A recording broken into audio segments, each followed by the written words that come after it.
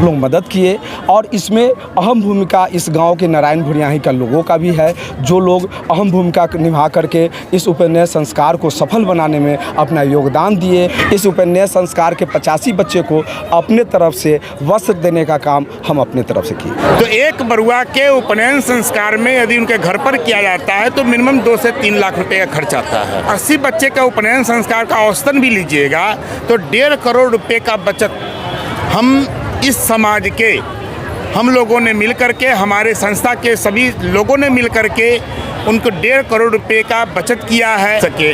क्योंकि आज का जो समय आ गया है, उपनयन तो लोग घर पर करवा लेते हैं, लेकिन उपनयन होने के बाद तुरंत बाद वो बच्चा जो है व्यसन का आदी हो जाता है। उपनयन की महिमा इतनी बड़ी है कि जब तक उपनयन नहीं होगा वो बच्चा शिक्षित नहीं हो सकता है। तो जब इस प्रकार की बात है तो उपनयन होना कितनी आवश्यक है ये हमारे सभी गार्जियन जान रहे हैं।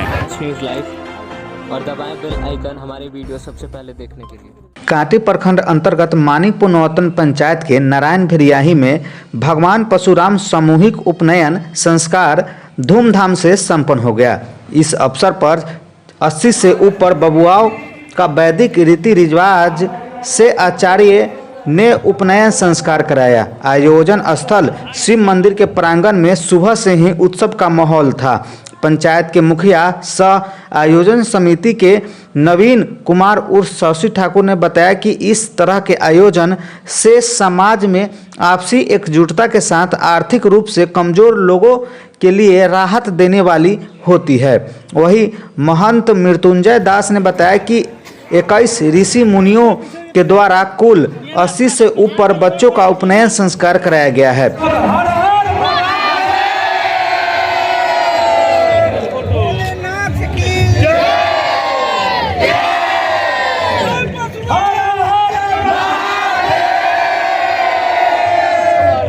बहुत बहुत धन्यवाद। पहले तो आप सभी लोग यहाँ पर पधारे, इसके लिए बहुत बहुत धन्यवाद। आज कांटी विधानसभा अंतर्गत कांटी के मानिकपुर नौतन पंचायत में नारायण भिरियाही गांव के शिव मंदिर के प्रांगण में आज सामूहिक उपन्यास संस्कार का आयोजन किया गया था, जिसमें कांटी विधानसभा के तमाम बुद्धिजीवी हर एक गांव में हम लोग गए, लोगों से आग्रह किए इस उपन्यास संस्कार के लिए। सभी लोग हम लोग को संभव हुआ सब लोग मदद किए और इसमें अहम भूमिका इस गांव के नारायण भिरियाही का लोगों का भी है, जो लोग अहम भूमिका निभा करके इस उपन्यास संस्कार को सफल बनाने में अपना योगदान दिए और सहयोग किए। यहाँ तक कि आपको बता दें कि इस उपन्यास संस्कार में जो भोजन की व्यवस्था की गई थी उसमें नारायण भिरियाही गांव के लोगों की अहम भूमिका है। वो लोग बढ़ चढ़ के इसमें भोजन की व्यवस्था किए और ये जग कराने में उनका अहम भूमिका रहा। कितने बच्चों का आज उपनयन संस्कार हो पाया है? यहाँ पर हम लोग का टारगेट था कि 101 बच्चे का कम से कम उपनयन संस्कार करेंगे,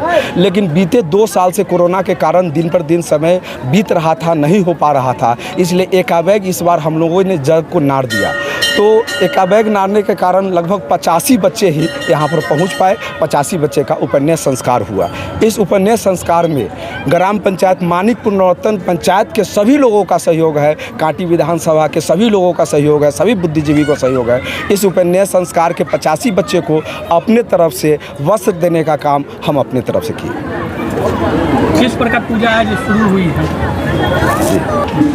आपको बताना चाहेंगे कि यह जग 2 दिन से चल रहा था कि एक दिन पहले यहाँ पर लखावड़ी का आयोजन किया गया, ग्रामीणों द्वारा लखावड़ी का आयोजन था और सामूहिक ये उपन्यास संस्कार हो रहा था। यहाँ के जो कार्यकर्ता हैं उन सभी लोगों द्वारा ये लखावड़ी का आयोजन किया गया था। उसके बाद पूजा मटकोर का आयोजन किया गया था कल 10 तारीख के दिन में। उसके बाद में आज 11 तारीख के दिन में उपन्यास संस्कार 85 बच्चों का उपन्यास संस्कार किया गया। जी, सर्वप्रथम तो हम अपने इलाका के सभी सम्मानित, जितने भी हमारे इलाके के सम्मानित हमारे गार्जियन लोग हैं, हम सभी लोगों को साधुवाद करते हैं कि जिनके सहयोग से आज का कार्यक्रम संपन्न हुआ। आज कुल 80 बरुआ का उपनयन संस्कार किया गया है। यदि आप सामाजिक ताना बाना के अनुसार भी देखेंगे तो एक बरुआ के उपनयन संस्कार में यदि उनके घर पर किया जाता है तो मिनिमम 2 से 3 लाख रुपए का खर्च आता है। गरीब से गरीब व्यक्ति भी करता है तो 1 लाख प्लस यानी कि 1.5 लाख से कम का खर्च नहीं आता है। औसतन 80 बच्चे का यहाँ पर उपनयन संस्कार हुआ है।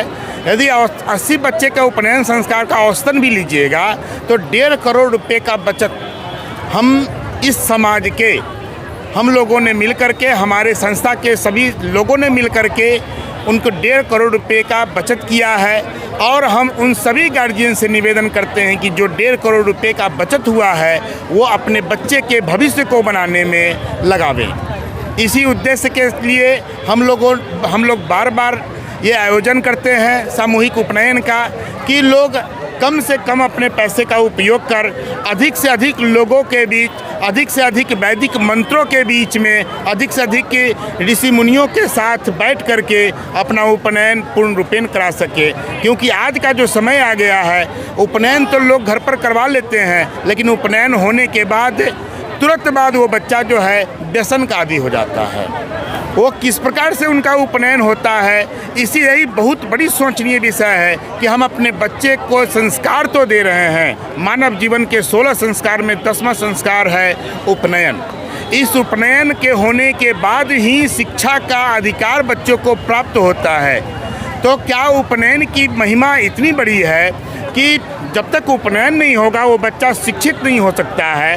तो जब इस प्रकार की बात है तो उपनयन होना कितनी आवश्यक है ये हमारे सभी गार्जियन जान रहे हैं। उपनयन हो जाने से बच्चों का चतुर्दिक विकास होता है, उनकी बुद्धि खुलती है और यहाँ पर जो सैकड़ों लोग आए हुए रहते हैं, अक्षत के द्वारा उन्हें आशीर्वाद प्राप्त होता है। बरुओं के परिवार भी आए हुए थे, काफ़ी भीड़ दिख रही है। किस प्रकार क्या क्या व्यवस्था की गई? यहाँ पर पंक्ति में सभी बरुओं का वेदी बना करके उनको बैठने की व्यवस्था की गई थी।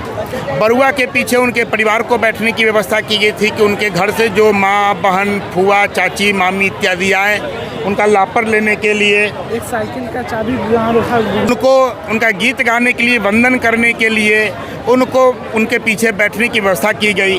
उसके बाद प्रत्येक 10 बरुआ पर हम लोग एक ब्राह्मण देवता को नियुक्त किए थे। जो हमारे मंच से जो आचार्य जो बात बोलेंगे, किस प्रकार से विधि करना है, वो ब्राह्मण हम 10 बरुआ से करवाएंगे। 10 बरुआ पर एक हजाम को हम लोग रखे हुए थे।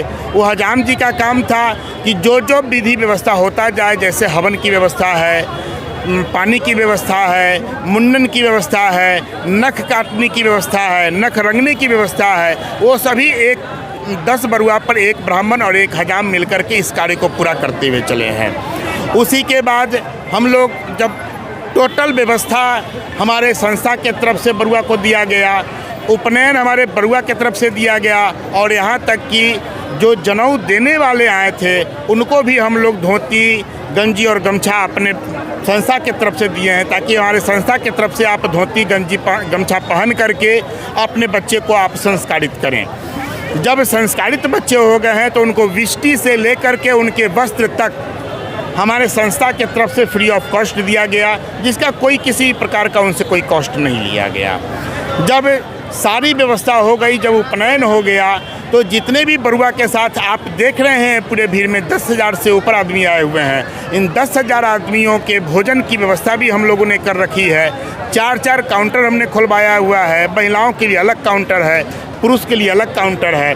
जो व्यवस्था एक व्यक्ति अपने घर पर करते हैं, दही, चिवड़ा, चीनी, 2 सब्जी, कचौड़ी, बुनिया, अचार, वो सारी व्यवस्थाएं हमने यहाँ पर उनको करवा रखा है, ताकि किसी गार्जियन को ये ना लगे कि नहीं हम वहाँ पर गए हैं तो हमें किसी चीज़ में त्रुटि की अनुभव हुई है।